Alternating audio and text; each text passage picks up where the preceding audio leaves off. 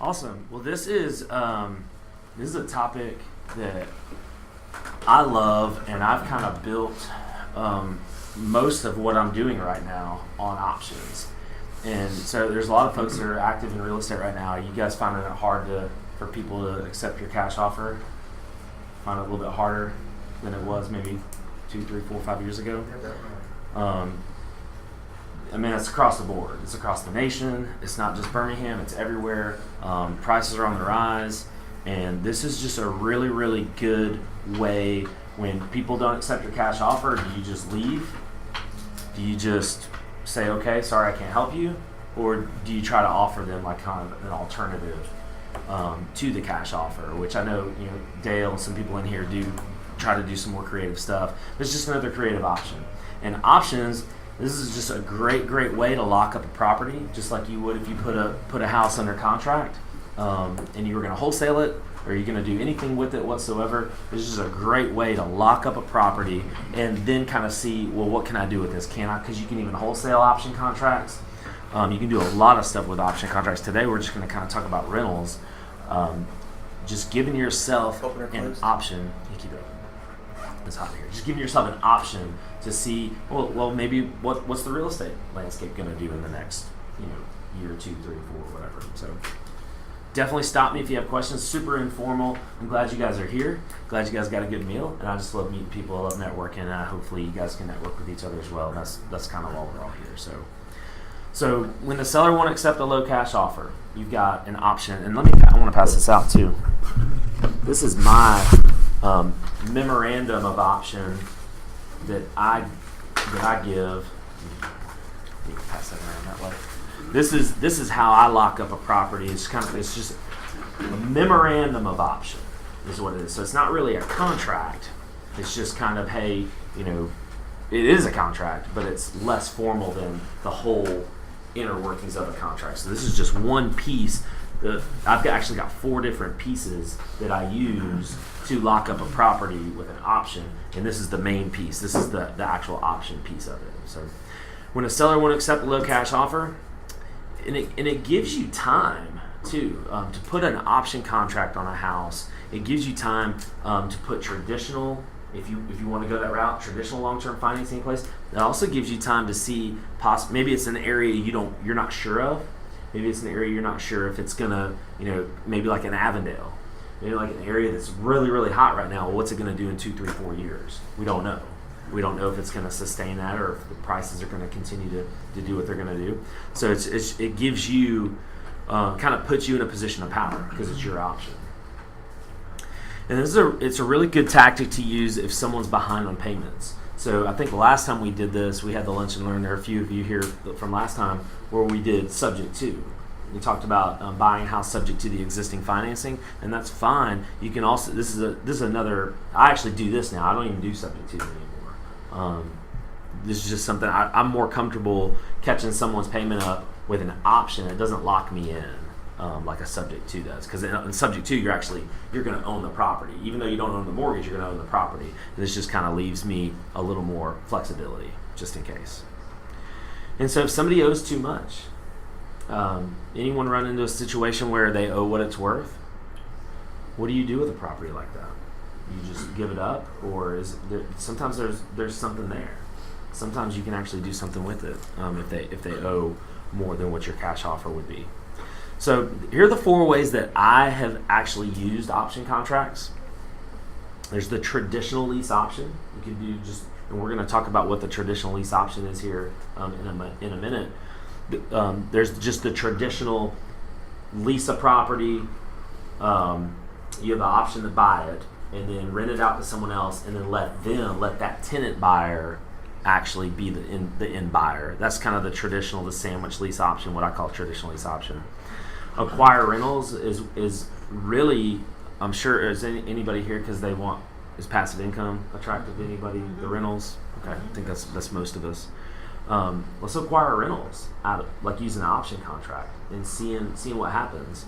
And you're not locked into it. You don't own the property. You're not locked in to, I own this and now anything could happen.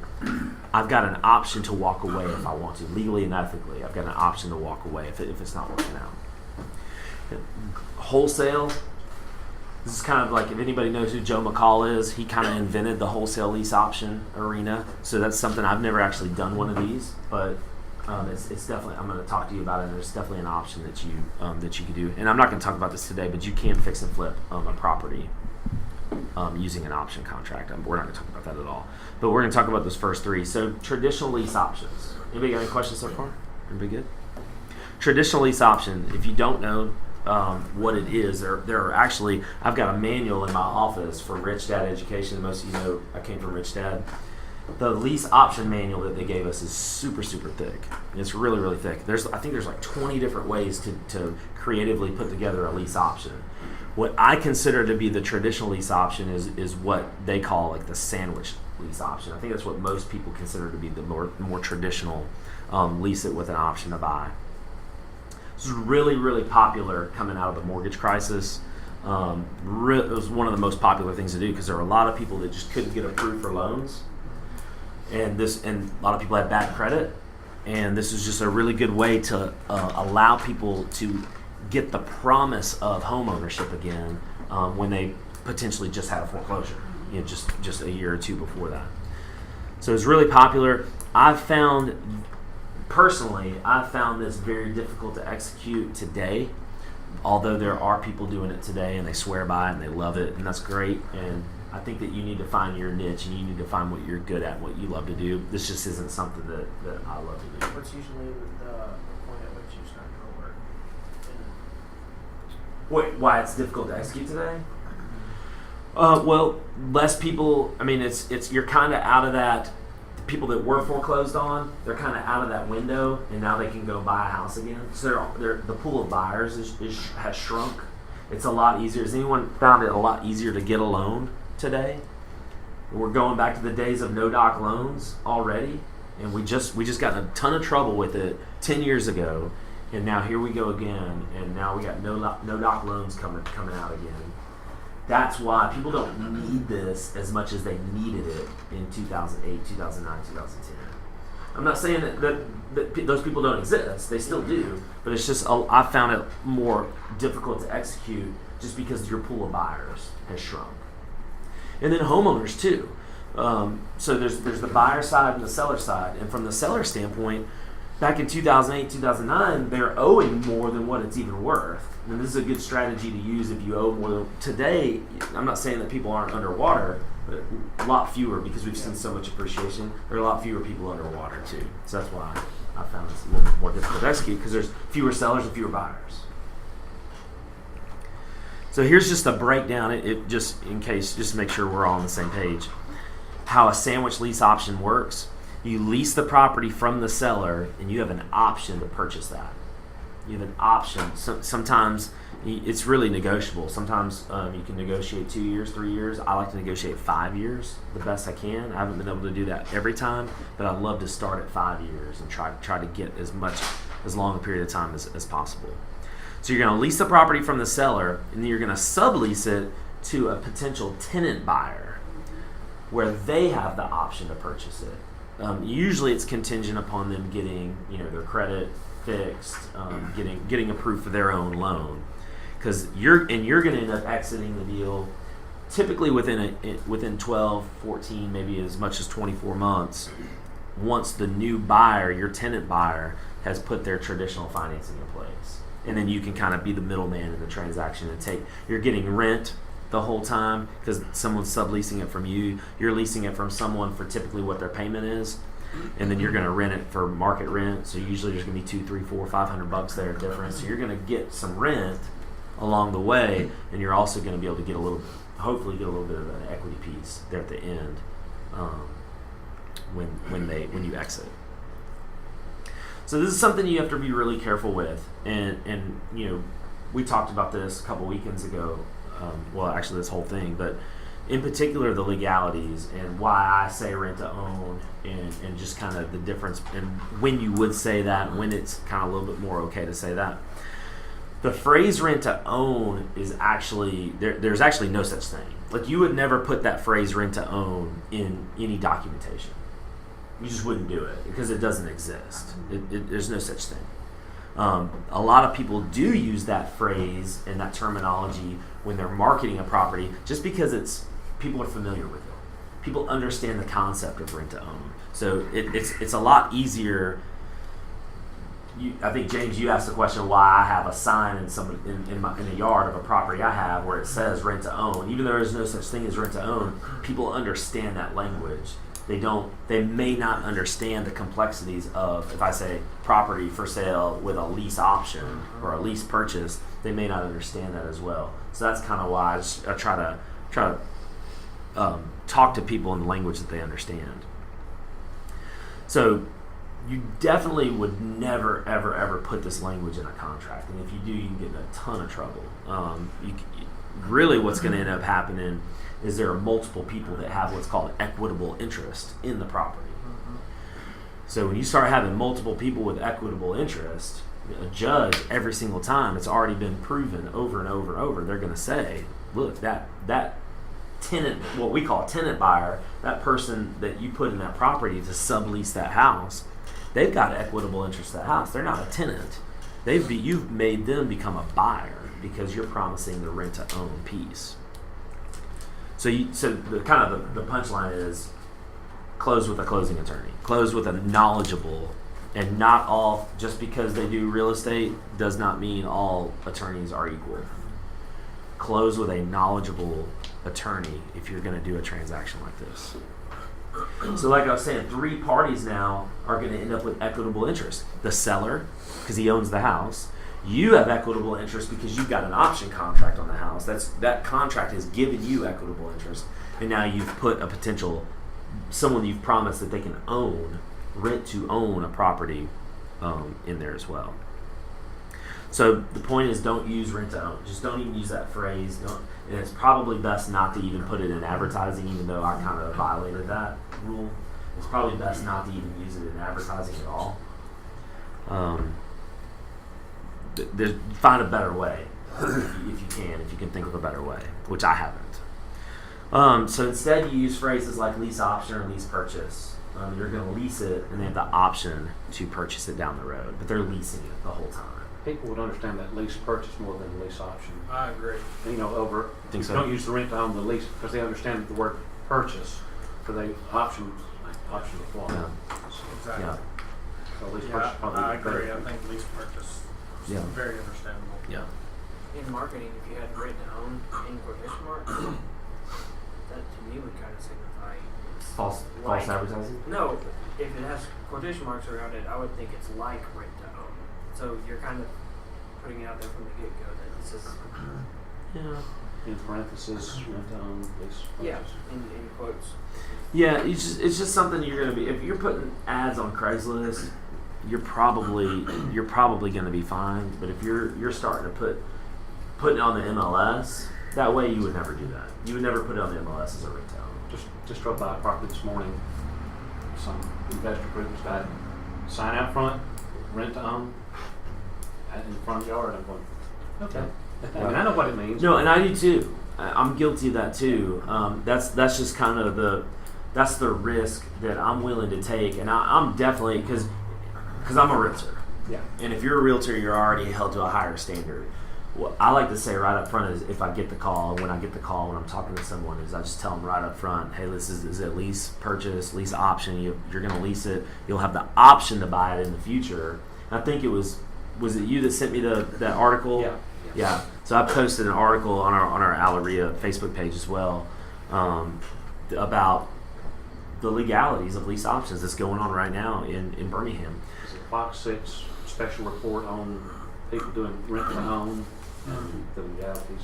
Well, it's that, and it was really just saying what's the success rate of a lease purchase, and the actual success rate where you put this is the sandwich lease option, where a tenant goes in there and then they pay and they have the promise of home ownership, but they've got to take some steps and have their credit fixed before they could ever qualify for a loan, and a lot of times they have to do it in a certain period of time. And you have 12 months or you have 18 months to do this. And a lot of times that's unrealistic.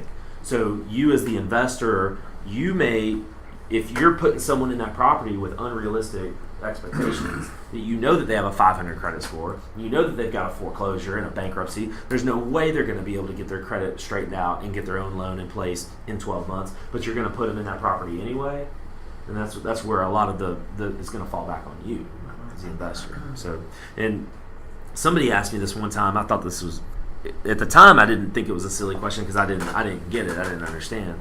But now it's a really, now that I guess I kind of understand, it's really silly. A lot of folks don't think that the real estate commission has to do with you because you're not a realtor. But that's not true. The real estate commission is a governmental body that's over all real estate transactions, period. They do emphasize that they are over realtors and make sure that but the bottom line is they exist to protect the consumer from an investor, whether you got your license or not. So you can get in trouble and you can face a fine and you can face jail time if you are not, doing some of these things the right way. So definitely consult an attorney always when you do something like this, a little bit more creative. You definitely need to consult. There are a lot of good ones in town. Why do you prefer putting someone in a property under the option to buy other than just putting a renter in it when you have an option on it? For a lot of reasons, we're actually going to get to it. Okay. Like why would I not just buy the property? Well, okay, I understand like you putting the option on it, but then Why would they do it? as far as getting the tenant, why did they need to have the option instead of just being a renter? Yeah, well, maybe they want home ownership. No, I know. I just didn't know Right. if you preferred that over just putting a renter in it. If I prefer to put someone in a property who would want to buy it down the road versus just keeping it as a rental, Right. there are a lot of reasons. It just kind of goes back to your exit strategy and what's your business plan. If your business plan is to acquire as many rentals as you possibly can, that would be like asking me, why do you wholesale and not just hold everything that you get under contract? Okay. It's quick cash, maybe, versus why do you fix and flip something and not hold it as a rental? It's cash versus passive income. Sometimes people just want the cash and need the cash.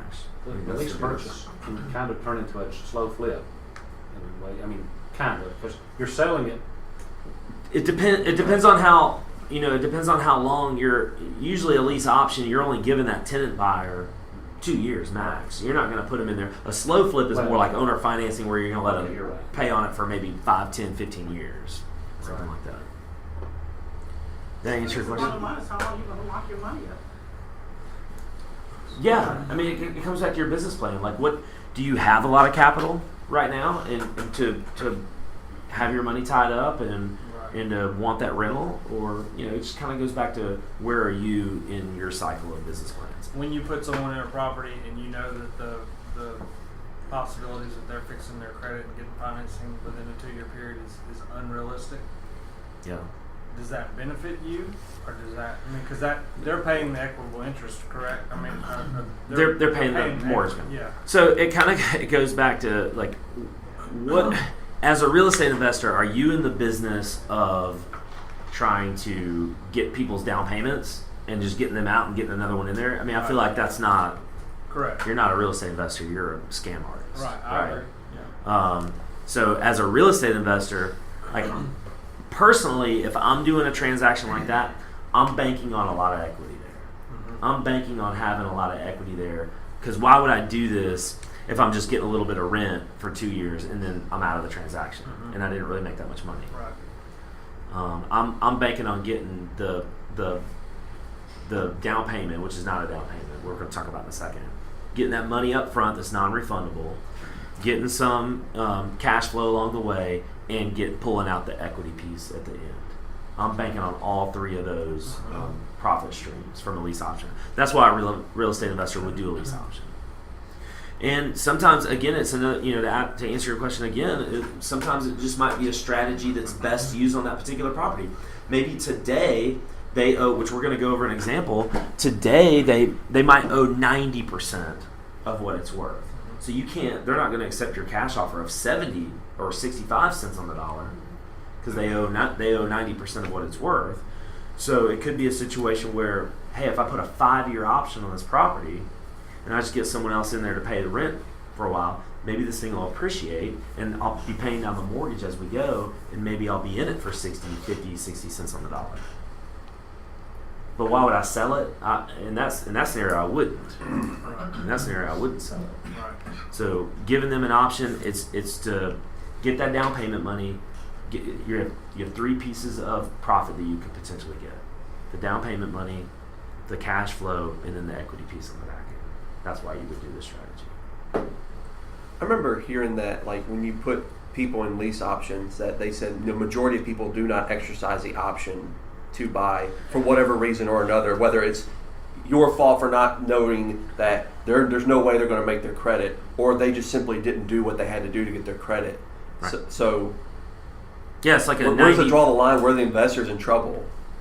No, negligence. Yeah, if there was no just extreme negligence, it'd be hard to prove that you were doing that on purpose if you weren't doing it on purpose. But no, like 90% of them fail. 90% of these sandwich lease options fail.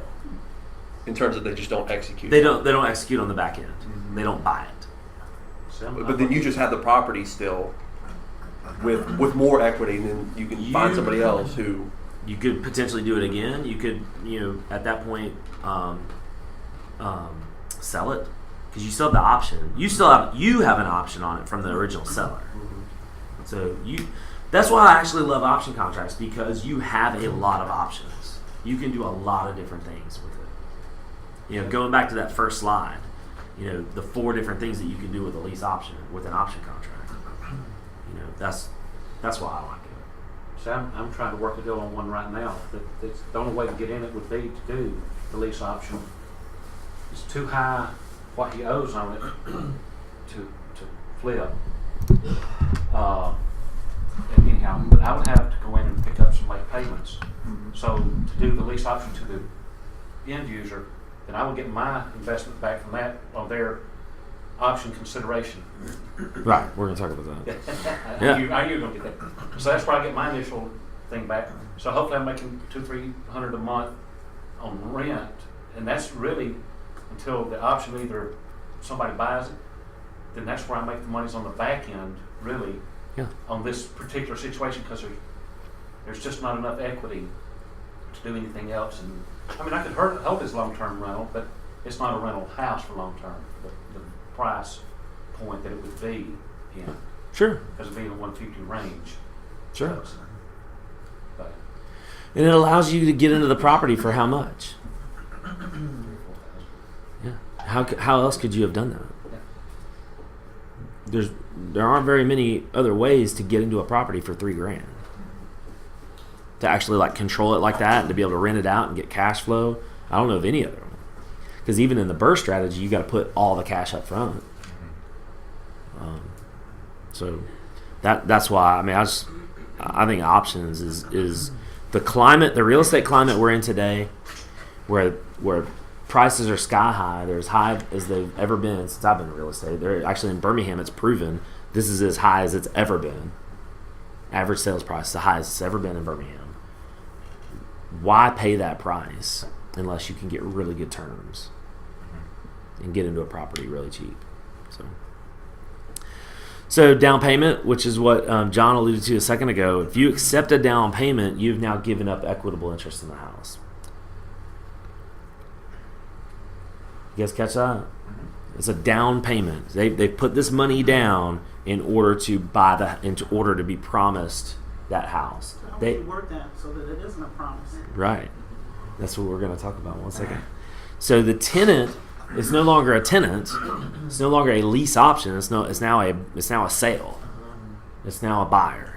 There's now a buyer there, and you're no longer leasing out that house. And what kind of situation have you just put yourself in where you don't even own the house, but you just give an equitable interest to someone else? So we don't do that. We don't say down payment. Instead, we use the phrase option consideration. It's not actually. I'm going to amend that. It's non-refundable option consideration money. It's non-refundable. You are giving me consideration. Some consideration is just something of value. You're giving me consideration in exchange for an option to potentially buy this down the road if you meet these qualifications. Now it's your option, and you have this long a period of time to take your time in trying to make sure we're going to help you. We'll help you the best we can. Put them with a mortgage broker that's good at fixing people's credit. We'll help you to the best of our ability. But listen, you have 2 years. You have a 2-year option. You have to buy this house for this price in 2 years, or the contract is void, and that money is non-refundable. And now you have to leave the house. You have to leave the premises. Unless you can renegotiate something else. Right. And that's probably where some of these people from this article, the investors got in trouble. That one term right there, I don't think it spelled it out, but that one term, because when you do put a down payment on it, You have equitable interest. so that, Every judge in America is going to say that they have an interest in the property. Lease option D. I've heard D. This is the way I was taught, and this is the way that it's in all my documentations. The way my attorney drew it up. So consultant attorney. Yeah, if your attorney says use fee, then use fee. Again, a lot of this law stuff, guys. Obviously, know I'm not an attorney. I can't give you legal advice. You're gonna be an attorney. I'm not. in his spare time. What about being a little bit more selective about the tenants you put in? Not someone with just really so much to do as far as repair of their credit, but someone that just needs more time to put 20% down because they don't want to pay, mortgage insurance, or for different reasons. Maybe just a little bit of cleanup, not some massive overhaul. Then you have a better likelihood of them not having such a high failure rate. Sure. Yeah. Right now, good luck finding that person. Yeah. Yeah. Like right now, it's tough to find that person. But they're out there. There are people out there that are really good candidates for this, and they're typically, that's why the people that have success doing these sandwich lease options. My son, he's 28, and just a slew of people that are down in Hoover paying $1,800 and plus for rent in Hoover. I'm thinking, are you nuts? Mm-hmm. They are. Who would want to do that? Yeah. Depends. Kids. Darn kids. Let's just put it in front of the plan and blow it away.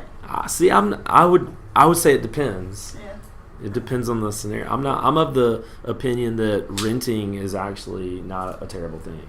No, it's not, depending on what you want and what Yeah. you're able to do. Yeah. Because you do take on responsibility with home ownership. And when you Yeah. don't want to cut any grass or do anything, then And Yeah. upkeep and Yeah. everything else. Yeah, there's a lot to it. And if you're getting a 30-year mortgage on a house and you're not putting very much down, and if you do the math, rent versus paying that, it's about a wash. It's about even. So leasing in that scenario, it gives you the flexibility just to get up and walk away when you want to. You're not locked. You don't have to sell a house if you need to move. So it depends. Yeah. The answer is it depends. they know what they want. Depends on what are they going to do with their life? Are they going to live in Birmingham the rest of their life? Do they know that for a fact? Oh, I could know. Guess what the lottery is if I knew the answer to that one. Yeah. Yeah, I don't think See? they know the answer to that one. Right. So Yeah. it just kind of depends. Now 1,800 seems a little steep for rent. Well, I actually plan on buying a couple Just more depends. rentals before I actually buy another primary. They're in at 3 and 4 deep. Sure. Yeah, I was going to ask Brian. I know the answer for option consideration is to get as much as you can if you're the one, taking that in. Mm-hmm. But is there? Do you use a certain percentage or a minimum dollar amount?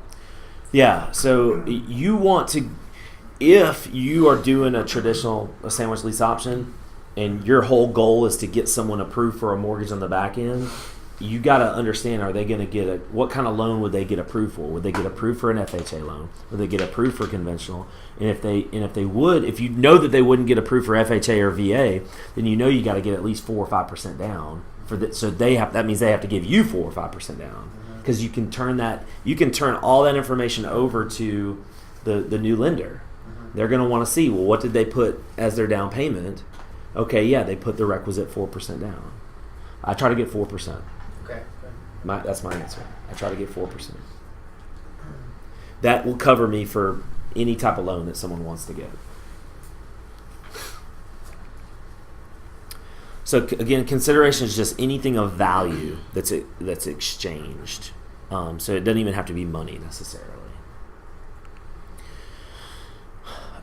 It says the word typically in here, but this is always non-refundable in my opinion.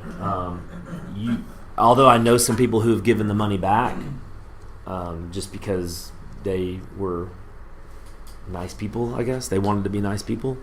But that I let them know up front that this is non-refundable. This is in exchange for you getting a 2-year or your option.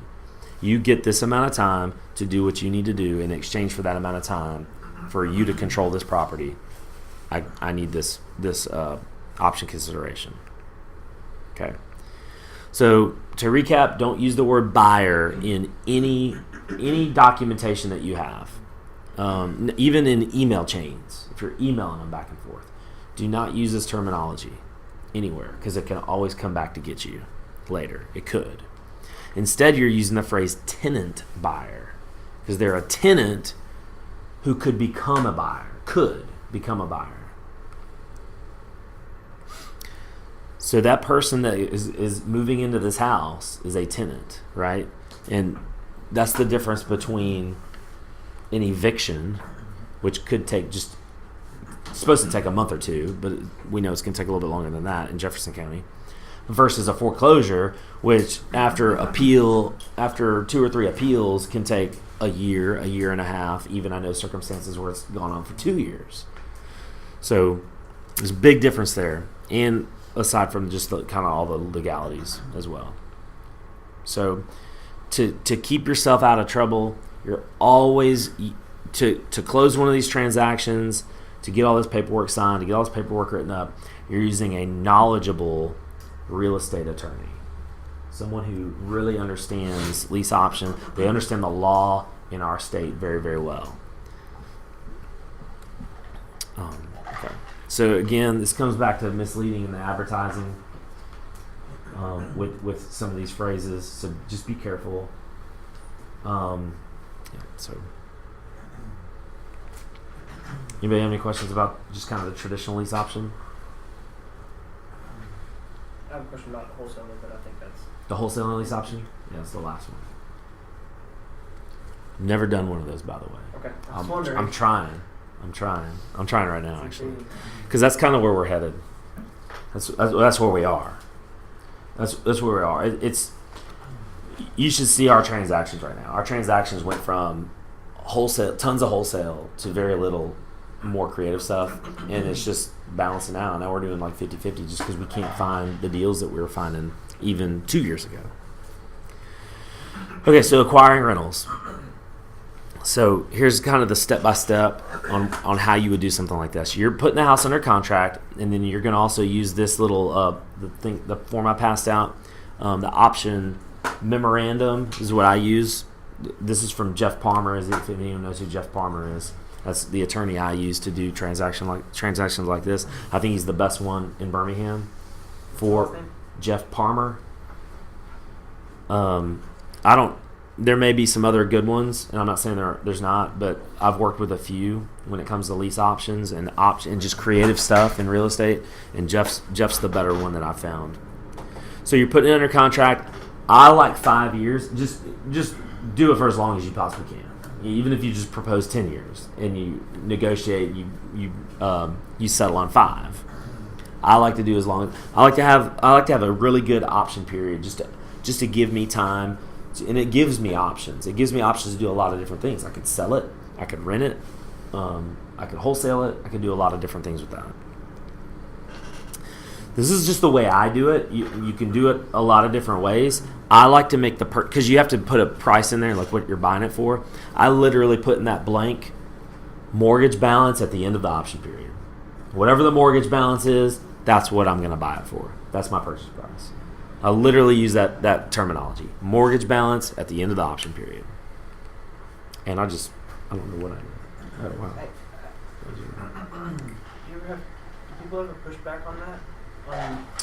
It's all negotiable. Well, Usually, all of them that I have are that's what we've negotiated.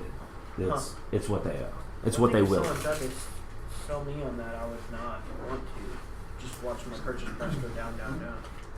But you're probably the people that I typically deal with in these situations are behind in their payments, and I'm catching up their payments. Look, sir, if I'm going to put out $3,000, $4,000, $5,000 to get this property, or to control this property, then I need to benefit on the back end.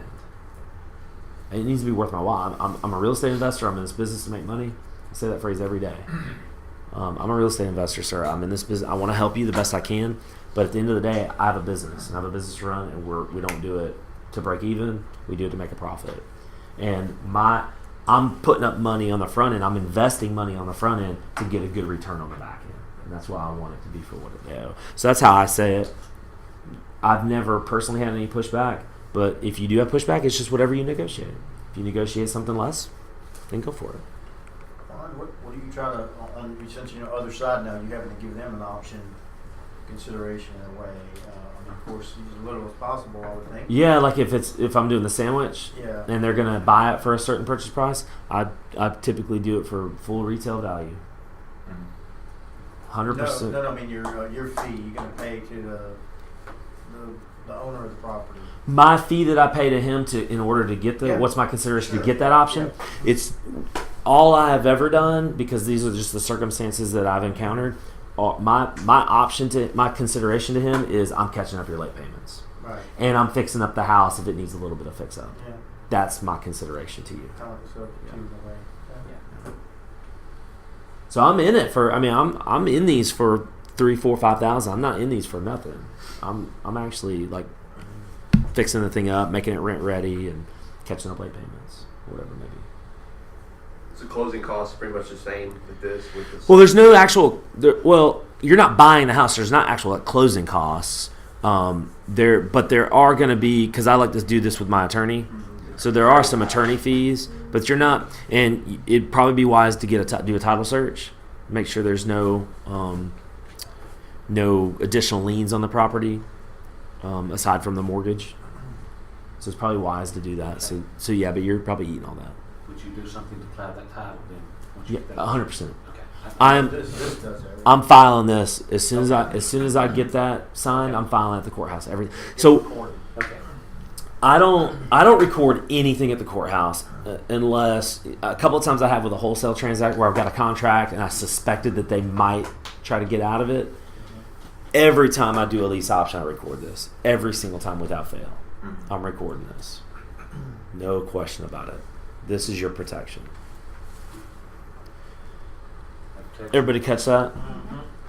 But that protects you from them selling it. They can't sell it. They can't legally sell it. They can't refinance it. They can't refinance it. All the payments come to you, and you make the payment to the mortgage company. Correct. So yeah, so I've got. I'll go. If you just remind me at the end, I'll show you. I'll put them all up on the screen. All the documents I use. You record that at the courthouse. This memorandum. The Of, courthouse is where you do yep, that. in probate court. Yep.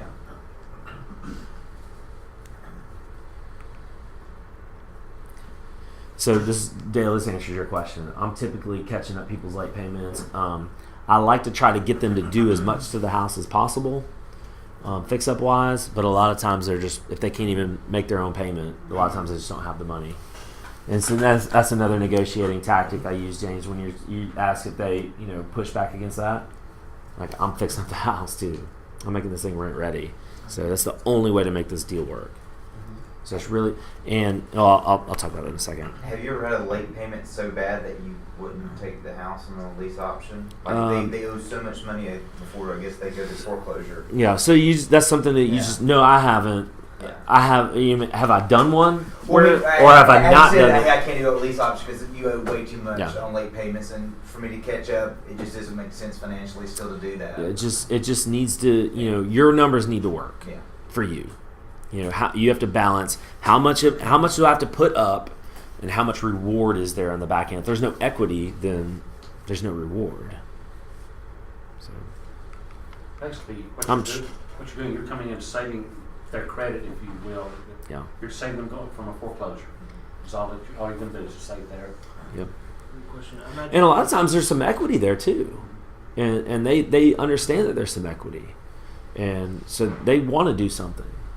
the slow foot. That's like owner finance. That's more owner Okay, finance. so you can put someone in there and say you fix it up. I imagine this is a scenario where you cannot trust them to. You need to have it ready for the Yeah, person coming. I'm treating this. I'm not like flipping it like I'm not fixing it up like Matthew Gregory would fix it up. I'm not fixing it up like where it's just gorgeous. I'm getting it rent ready. It's going to be a nice house. It's going to be, the electrical, plumbing, like all the vital stuff is in good working condition. I'm probably not doing like putting new flooring in or anything unless it just absolutely has to have it. I may paint it. I'm doing the bare minimum that I can to make it a good property where people would want to live. Okay, so step one was you're getting the house under contract with the option to buy it. Step two is you're leasing that property from the seller, and this I do it for what the monthly mortgage payment is. And if there's something that doesn't have a mortgage and there are no payments and they aren't late, it's all negotiable. It's just whatever you negotiate it to be. But you do need to negotiate this number to be about $300 to $400 less than what market rent is. And if there is no mortgage on a property, it's probably going to be more like an owner finance type of thing versus an option, versus leasing with the option. You'd probably just go ahead and just give him a little bit of a down payment. Does that make sense? It's probably going to be more like an owner finance deal than it would be a lease option. Making it cheaper than the average rents in the area. Why is that? Because you need to make. I need to make a spread. I need to cash flow it. Okay. I want to try to make a little bit of cash flow. So you're saying the person that is coming in to rent your option is going to be $300 to $400 more than the mortgage payment? Correct. Okay. Just make sure. That's what I try to get. That's kind of my. And I've got that slide here in a second. That's kind of like my little rule to doing this thing. Like I need to make sure. I want to cash flow enough to, and I don't even touch that money. I just want to cash flow enough to where if something does go wrong, I'm not coming out of my own pocket. I've saved up. I've built up this little account, and I can go make a minor repair. Have you ever had Not even CapEx. I'm talking about just like a minor maintenance repair. Hopefully there would be no stuff like that. Like I'm not going to get into a deal like this where if it does need like a brand new HVAC, and I know it's going to need one, or does need a brand new roof like right away, and I know it does, I've got to factor all that in on the front end and understand my costs on the front end, not just all of a sudden I'm not going to get surprised that it needs a roof in a year. You know what I'm saying? As far as taxes and insurance go, We're going to talk about it. okay, like I didn't know if hey, you ever had got a lease option on something and they just abandoned the taxes or insurance? No, You have well, to pick it up, or typically all of mine they're escrowed. they're always escrowed. All of mine are, but even if they're not escrowed, you got to pay. Actually, I've got a subject to this now. Escrow, you can call your insurance and cancel it. I mean, You're calling your insurance. They're calling their. They call their insurance and say, I don't want to pay the insurance anymore. They're not paying it anyway, so why would they do that? Well, ultimately, You're paying the mortgage. Okay, yes, It's built into your monthly payment. Yeah, Yeah, and if it's not escrowed and you're just paying it on your own, then it's in your name. I got you. Yeah, if it's got a mortgage, it's going to have. Well. No, it's, Back up. Yeah, okay. No, But typically, it should have that all built into your taxes and insurance. no, it depends on your lender. I got small lender, like really small bank type of lenders, like Eva Bank, for instance. I've got 2 loans with them, and they don't even offer the option. Like I have to do my taxes and insurance on my own. When I first and I've got my another- house, it was Alabama Telco. They do not do escrow. And I've got America's First. I've got one with America's First too, and they don't do it either. They don't even offer me the option. So, I would think of America is that way with the insurance. they won't even offer you the option. They've tried. It's outside. They don't allow any cages. Yeah, So learn something today. yeah. But no, you just pay it. You pay it. You're responsible for paying all that. Don't put the seller. Don't have him be responsible for anything because it won't get done. The payment, the what you call it, the paper, whatever it is, the sheet, what's it called? The statement. The statement needs to come to you. Like you're getting limited power of attorney to where all that stuff comes. You can talk about the account. You can call them if you need to talk about the account. It's coming straight to you. The original lender, obviously, they're gonna be aware because the statement changes address. They're never. You don't own the property. You're renting the property. Right. Okay. So what it's he's not- saying is this what you covered in the seminar? Is That- that's going to That's subject to. Okay, subject. That's subject to. Okay. No, How with- did it change owner? Yeah, with this, there's nothing happened that would alarm But a lender. Okay, so I'm making the payment for the owner of the mortgage, Correct. and it doesn't matter where that payment comes from. I've never had any pushback because your name is now on the power of attorney. Okay. You now have limited power of attorney to discuss the account, have the new address, have the new statement come to Okay, your so it's your subject address. to where you put it in a trust. And Correct. Okay. Correct. It's not a headache. So, all right. So step 2, what was step 1? Okay, we're getting the house under contract, the option to purchase at a later date. Then we're going to lease that property from the seller. Typically, I like to do it for the monthly mortgage payment. I like to have about $300 difference between what my payment is and what I'm renting it for market rent. So I want to have at least $300 there. It really needs to be in rent-ready condition, or at least near. It'd be very difficult to do something like this if it needed like $20,000 or $30,000 in repair. Why not just? I'd structure a different kind of deal. I'd structure it a lot differently. And then- paint, flooring, just get it, just rent it. I mean, flooring is a stretch for me. Paint, I want to clean it up. A lot of times it just needs to be cleaned up. A lot of times they're in good condition. Someone's been living there. It's like when a tenant moves out. You just hopefully you need to do some minimal stuff. But if there's old carpet, yeah, you're gonna need to replace old carpet. And then always record that option. Always record that option in probate. Okay, now you need to find a qualified tenant to sublease your property. And it's just you're subleasing it. So this is acquiring rentals, right? This is not a sandwich lease option. I've got a rental property. I've got a 5-year option to buy this thing, and I'm just qualifying a tenant and putting them in there. And actually, the way I do it is I look for someone who is a good tenant and might want to buy it, or someone who just is a good tenant and has no desire. I'll do either in this scenario. Like, I don't mind finding a tenant buyer, someone that wants to do a traditional lease option. I don't. I'll put whatever is the best tenant I can find in the quickest amount of time is what I'll do. Okay. You've got 5-year option. I love 5 years. You've got 5-year option, and you've got a tenant, just a tenant in there. At the end of the 5 years, what if the original owner do they not want to go past that? Then you go in and refi. Right. Well, yeah. So we're gonna get to that actually. Okay. But yeah. So at the end of you have a 5-year option. You need to do something with it within those 5 years. And if you don't, yeah, you can try to go back and renegotiate with them. But I wouldn't like count on that. Even though it's a very strong possibility you've been making the payments the whole time. It's a strong possibility that they would renegotiate with you. But I would just rather exercise my option in one way or another. Yeah. Go ahead and buy it, sell it, buy it and sell it at the same closing. I guess those are your only options. Okay. So if you did all that, step 1, 2, and 3, you've just acquired, this is for new people, you just acquired your first rental property. You just acquired a rental property. And yeah, you have an option on it. You don't own the house. You do have an option though. And so I'm going to give you an example here in a second. You put very little money into it.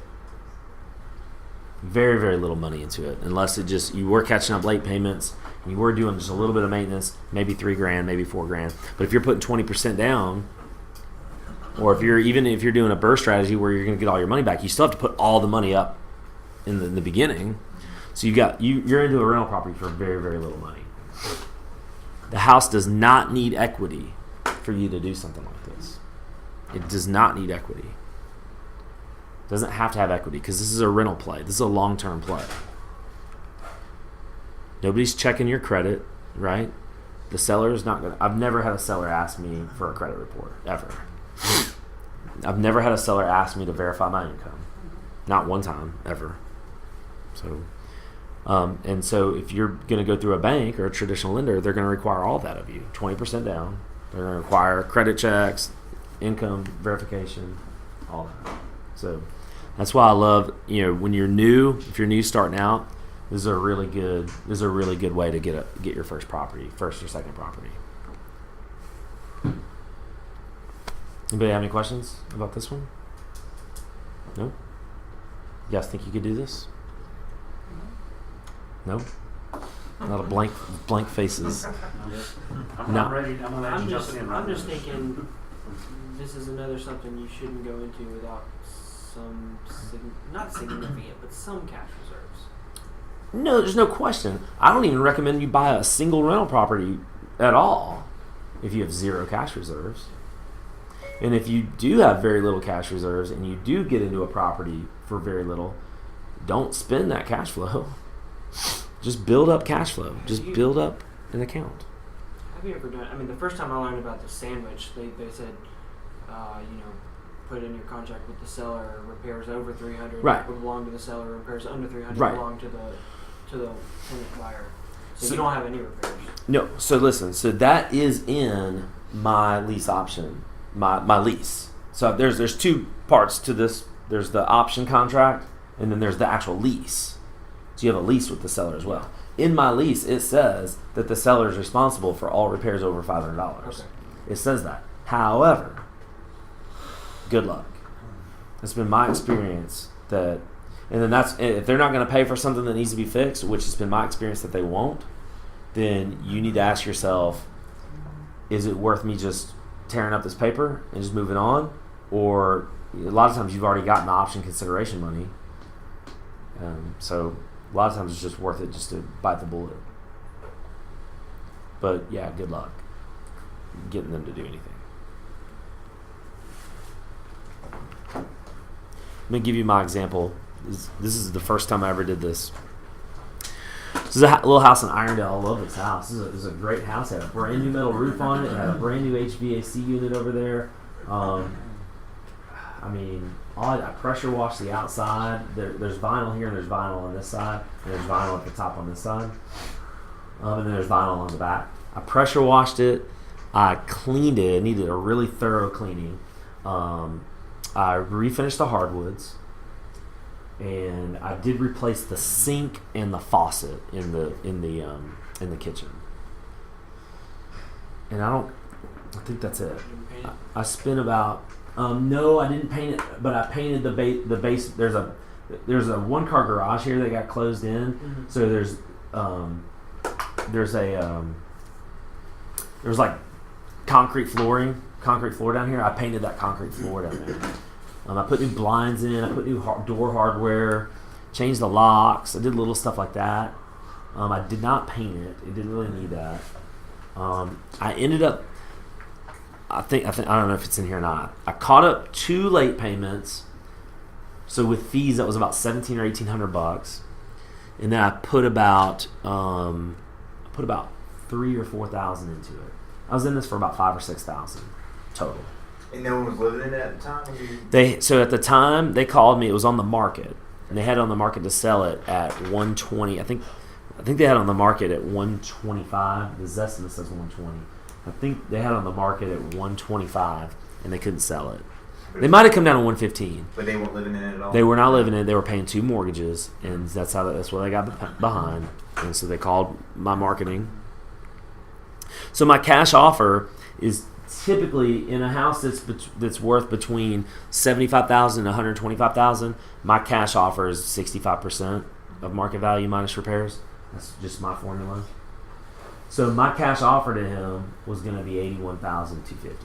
That was going to be my cash offer, minus repairs. And to get it retail ready, that's one of the reasons why I think it didn't sell. It just sat on the market because it needed $10,000 worth of repairs. So to get it retail ready, I put about $4,000 in it to get it rent ready.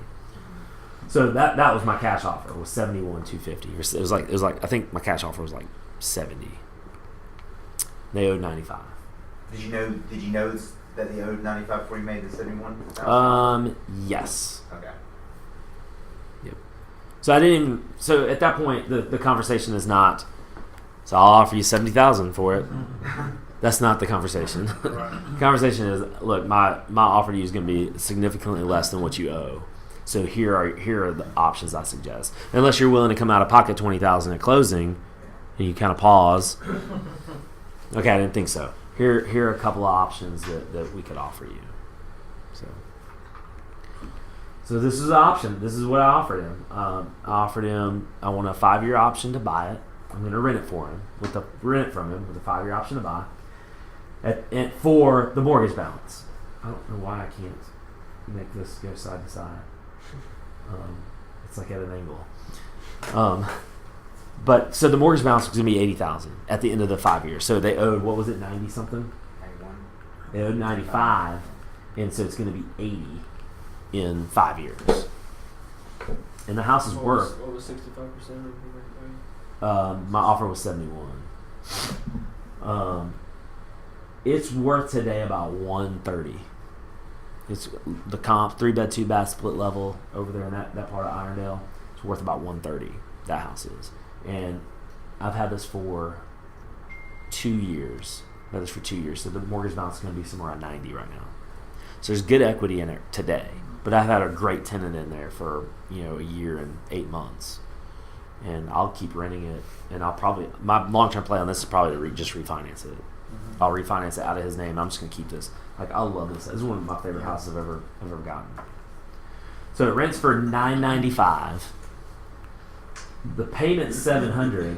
So that's actually not true. The payment is actually $771 something. I told the guy, like when I was negotiating this, that I've got to have $300 difference, and I'm keep talking to that side of the room. I'm sorry, but I told him I needed $300 difference, but his payment was $771. I'm like, you're gonna have to come up with the difference, and he agreed to it. I told him if I can rent it for $1,100, then don't worry about it. But I'm not sure that I can. Market rents were closer to $1,000, so I tried to actually rent it for $1,100 to try to get him to where he didn't have to pay anything. This guy sends me a check for $71 and whatever cents every single month like clockwork. It's unbelievable. So I'm getting a check. I'm getting $995 from the tenant, and I'm getting $71 extra from the owner. I think it's pretty good. So I put. Better than his $700 he was giving it to in 2 houses. No, that's right. There's no doubt about it. Yeah. There's no doubt about it. Win for him. Right. Yeah, and that's what I believe too. He was going to lose his house. He really was. So my long-term strategy, well, really my options are I can sell it, I can refinance it, or I can try to renegotiate with him. Those are really my only options I even have. But, right now, today, I'm going to milk his financing as long as I possibly can. There's no reason to rock the boat today and just refinance it. Now, what do you think the likelihood of him going for extending that option out at that time to continue to get more equity out of that house? For me or for him? For the owner. Since He's not getting any equity out of the house. He's getting purchase. $8K. Well, I mean, at the end, because He's not he get- owns the house, right? Yeah. You have the option to buy. Yeah, look And how when- much. when it 5 Look how years- much my option is though. My option is for what the mortgage balance will be. That's how much I'm going to buy the house for. Okay. He does not get to have any of the benefits of what the equity could be. All those benefits come to me because of how I worded the purchase price. Now, if we would agreed on $90,000, then yeah, he would be gaining equity that whole time, but he's not gaining any equity. I am. Brian, what if he was to get a judgment or something before you buy the property? Sure. It's, Yeah. I guess it's a little risky taking it. Yeah. There's no doubt about it. Yeah, there are a It's lot. a good deal. I think I'd want You may wholesale this to too. buy that and run off. Sure.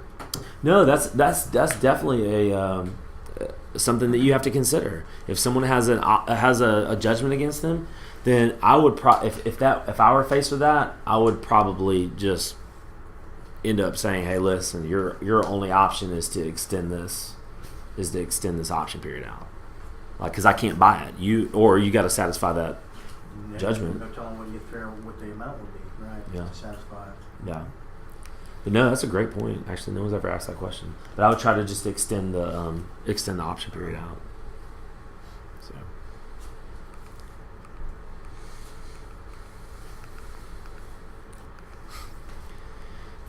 And so this is another great thing about just having an option contract, having an option to buy this house. Like today, it's probably worth about $130.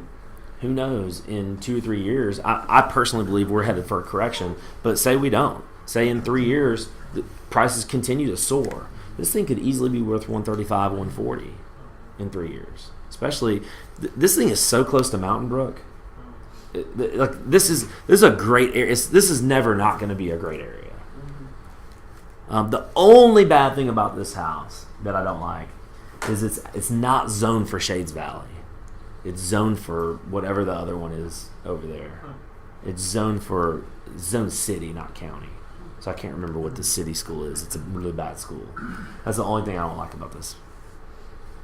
But anyway. So you just kind of, you know, I'm in this for nothing down, really, versus, you know, 20% I'd have to put up. And, you know, even when I go to refinance it, I could actually pull cash. Like if I were to refinance this today, and, you know, just using, you know, 70, I could pull out 70% at minimum. Let's say it appraises for 130. So that's 91,000, but it's probably about 90 owed on it. So I probably couldn't pull any cash out today.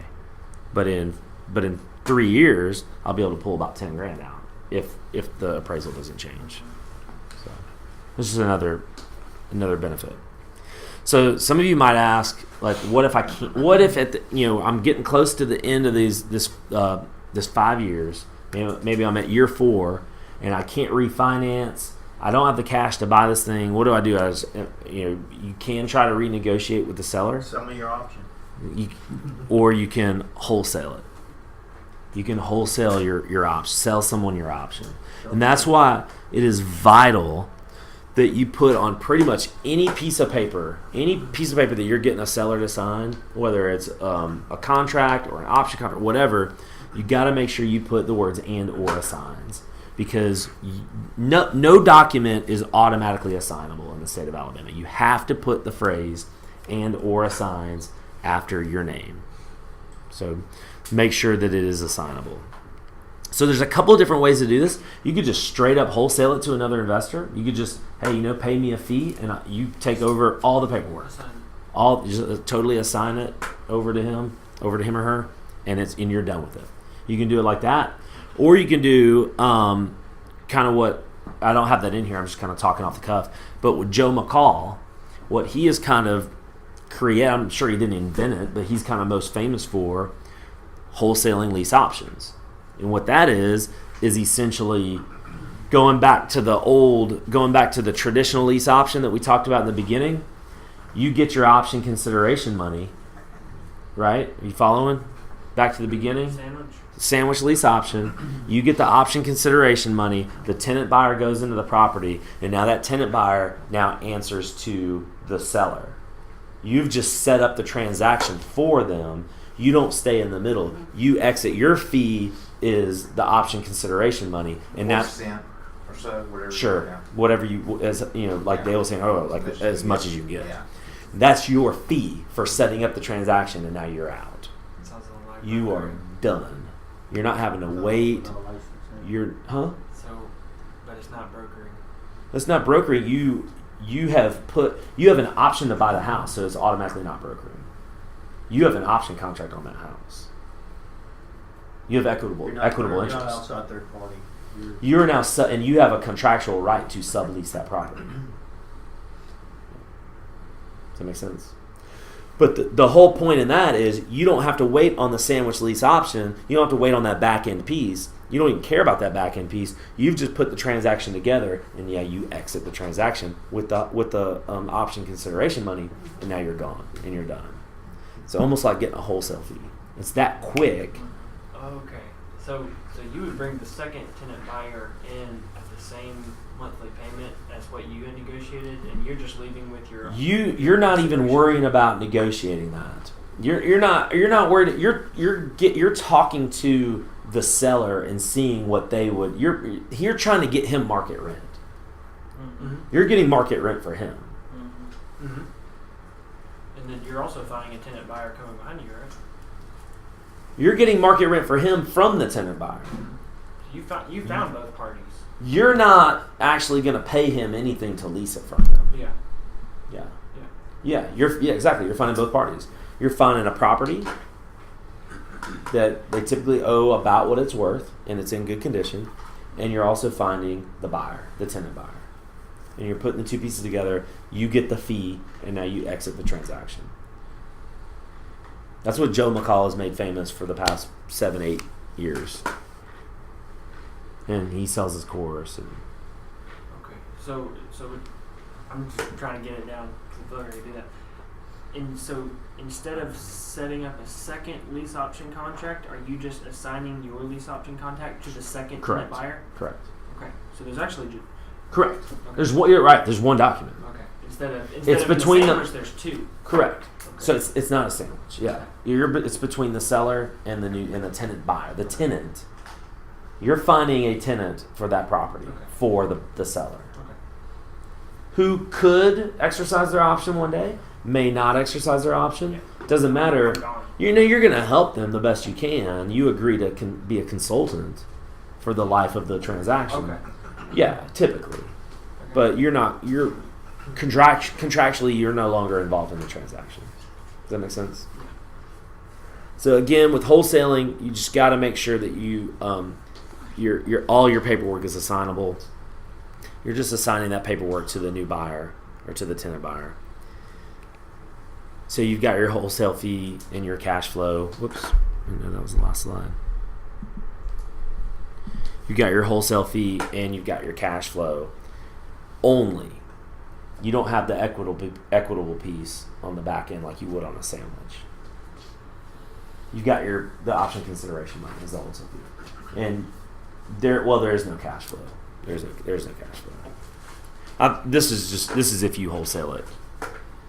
Well, other than Two what you're semis. getting every month, that $300 to $400 above the Right. market rent. That's if, but you've now exited that transaction. Right, so You've wholesaled that either to the actual seller or to an investor. So why would Joe McCall want to do that and not get the monthly?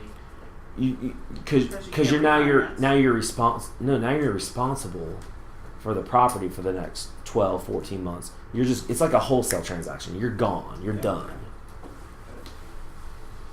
And you only do this, like you said, at the end. If you can't refinance, so you just sign that at the end of the property, at the end of that term.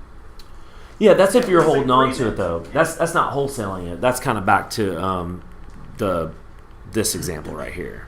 That's acquiring a rental, and that's doing the traditional, the sandwich. That's really like just having an option on it. Yeah.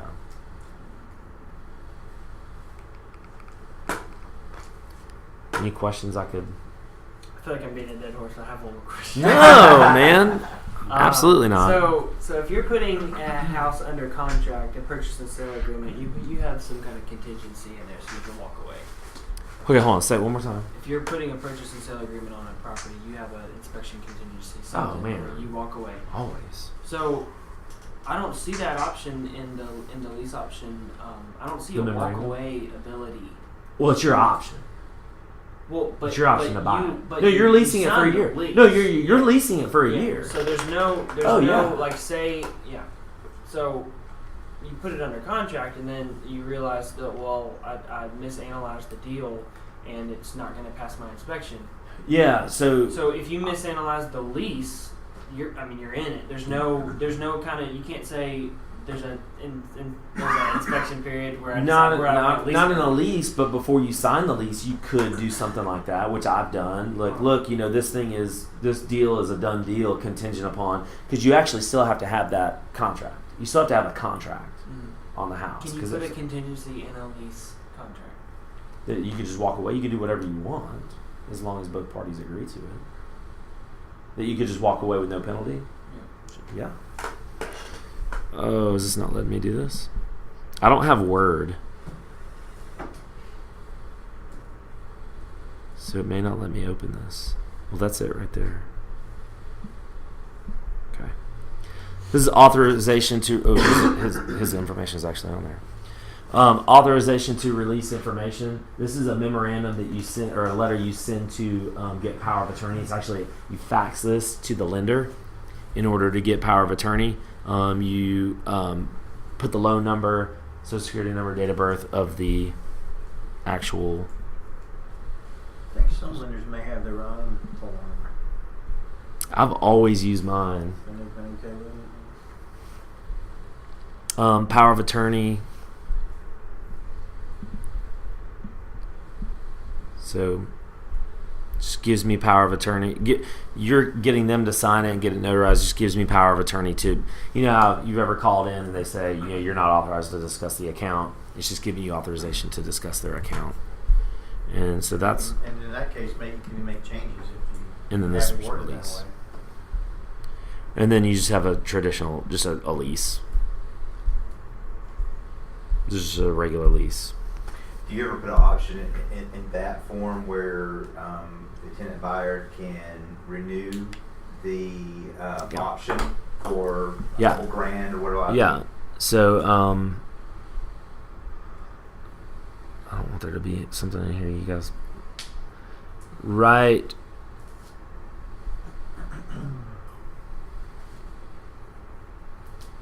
It might. Oh, here it is.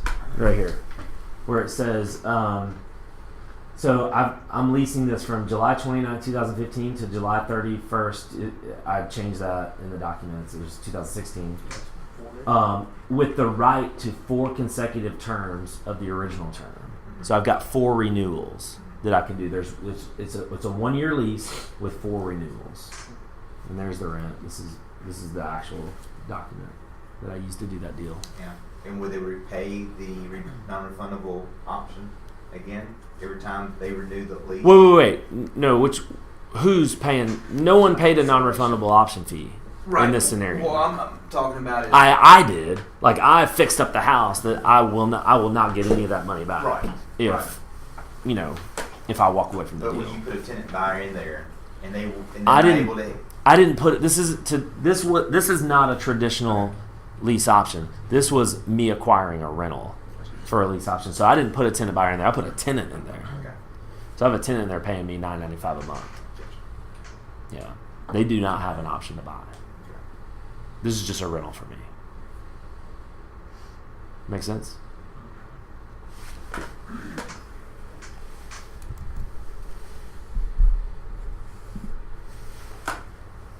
Questions?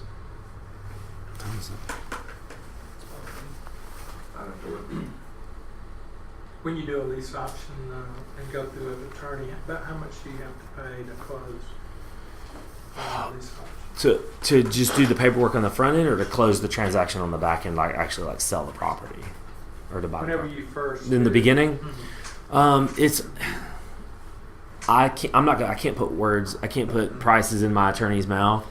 It's really, the more business you do with an attorney, the better deals you're going to get. I don't know what an attorney would charge for that. Maybe $400 or $500 to put that together. I'm not sure. Just the more business you do with an attorney, I'd recommend that. By the way, use the same one over and over. Do you go to their office? I would think if you're just signing a tenant, you just go to the property and sign the lease. But would it be a more formal sit down? Yeah, I'm going to go to my attorney's office and sign it in front of them. It gives the appearance to the tenant that. This is serious. But not just if it's a straight tenant, only if it's a tenant/buyer, correct? You wouldn't bring them to the attorney's Oh, office. just to sign a lease? Right, yeah. Do you? You can. What would that hurt? $400 or $500. I'm not saying that every attorney's charging you $500. I don't know. I don't know what the going I don't rate think would it's be. just customary to bring somebody to the attorneys just to sign. Not for you, because you're your own property manager. But I know a lot of scenarios where that's happened. A lot of When scenarios. you get tenants, they come here or here at the Yeah, office. yeah. And so by the way, I personally don't do any of this with an attorney. Right. I don't do any of it. I do everything in house. I even do closings in house. Most closings in house. And your attorney comes here. No, I do most closings in house. I bring a traveling notary here, and I do all the closings myself. Well, you say you've got a realtor, you've got millions of them probably. I feel comfortable doing a lot of stuff that I do not recommend anyone else does. It's just because I've been doing it long enough. I know that, like, if I'm selling a house, owner financing, I'm doing all that in house. If I'm preparing a deed, I'm doing all that in house. A lease, option, I'm just bringing a notary here, a traveling notary that I pay. So, but again, I don't recommend that to anyone. What else? Is that it? Is this good? Yeah. Is it worth coming? Yeah. Is it worth A lot of good $10 information. to get a meal? Absolutely. Cool.